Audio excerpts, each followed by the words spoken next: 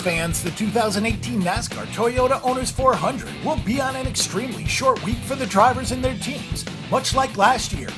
This year and the last, the race at Bristol had to be completed on Monday due to rain, and with the Saturday race coming up at Richmond, it was and will be a very fast turnaround. Fortunately, the trek from Bristol to Richmond is a pretty short one by NASCAR standards, but modifications and adjustments will have to be done swiftly for those drivers hoping to run well on the 3/4 mile track with 14-degree banking in the turns. Coverage of the Toyota Owners 400 will be on Saturday evening, April 21st with a 6:30 p.m. start time and broadcast on Fox. The Toyota Owners 400 is the 9th race of the NASCAR season. Through 8 races, Kyle Busch is your runaway leader with 365 points. He is second in stage points and tied for first in bonus points for the playoffs. Joey Logano is a distant second with 306 points.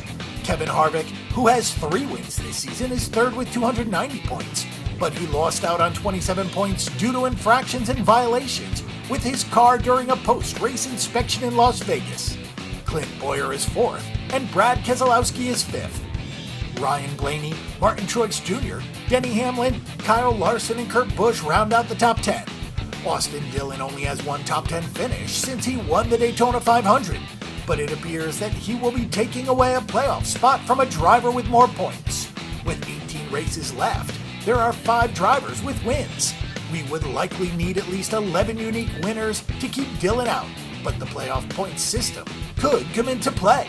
The race favorite this week is not a big surprise, as Kyle Busch tops the board at odds of 4-1. Busch has finished 3rd or better in 6 straight races, including back-to-back wins at Texas Motor Speedway and Bristol, so he's run well on 1.5-mile tracks, short tracks, and pretty much everything in between. Busch is a 4-time winner of this race, with victories in 2009, 10, 11, and 12. He actually hasn't won the fall race, but has 3 different second-place finishes. Along with his wins at Richmond, Busch has 11 additional top 5 finishes. He runs very well here to say the least, and is worth a bet despite the short price. The second favorite this week is Kevin Harvick at odds of 4.5-1. Harvick's lone win in this race came back in 2013, and he has 2 wins in the latter race in 2006 and 2011. Harvick has 5 top 5 finishes thus far, including 3 wins, and has picked up 4 stage wins as well. Fords are running pretty well this season with Harvick 3rd, Logano 2nd, and Brad Keselowski also in the top 5. Harvick has 3 straight top 5 finishes in this race, and 5 in his last 7 races overall at Richmond. Some guys excel on tracks of a certain length, but Harvick's wins are spread out across all types of tracks, and his short track record is surprisingly good. Denny Hamlin checks in at odds of plus 500. Hamlin is one of those drivers who tends to run better in tighter fields, whether on a short track or in a restrictor plate race. Hamlin has not won this particular race, but does have 3 wins in the fall race in his career here. He was 3rd in this race last year, which marked his best finish since 2012 in the spring race. He won the fall race in 2016 and was 5th last year. He's usually a threat on these short tracks, but the value may just not be there this week with this price.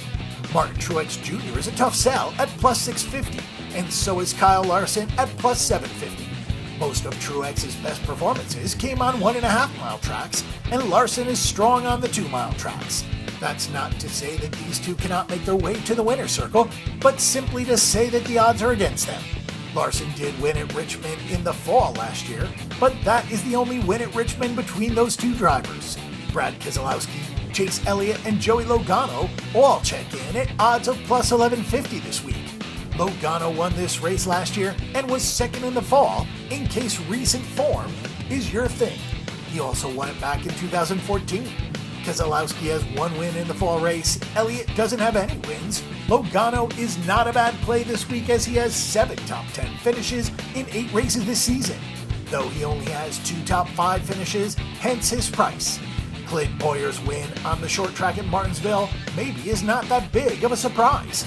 After all, he has 2 wins on the short track here and seems to be a guy that is capable of runs like this in close races. He is at 15-1 odds and is probably the longest shot on the board, worth serious consideration. For more information and statistics on this event and every other sporting event this week, check out bangthebook.com. Bang the Book is your best resource for sports betting information before you make your weekly assault on the sports books.